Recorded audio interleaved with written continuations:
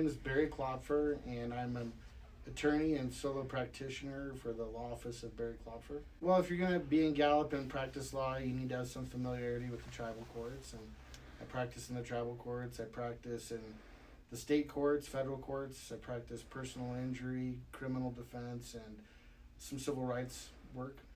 I've been in the Gallup area since 2004, and I used to be a prosecutor, and I used to be a public defender, and I used to work for the Navajo Nation, but I went solo and opened up my brick and mortar in the fall of 2011. It was right after ceremonial, but there was a torrential downpour that came out of nowhere. It was unexpected, and it happened right as the Apache Crown Dancers were turning the corner onto Cole Avenue here.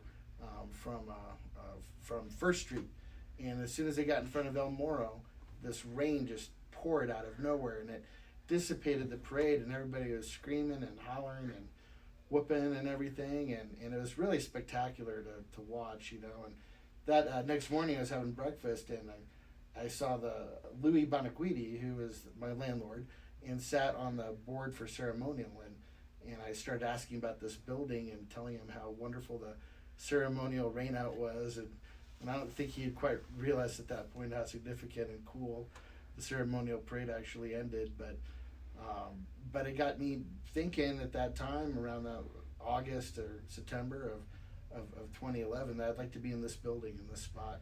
I've wanted to be here for a long time, and I'm here, and I think you have to be willing to, for me, for being a lawyer, do things that are a little bit maybe outside of your comfort zone and practice in other jurisdictions, really foreign jurisdictions, and be a good neighbor and all those things. And I think it's important to love the diversity, if you're going to live in Gallup. It's more than a tagline. It's really just a way of life and a cultural acceptance.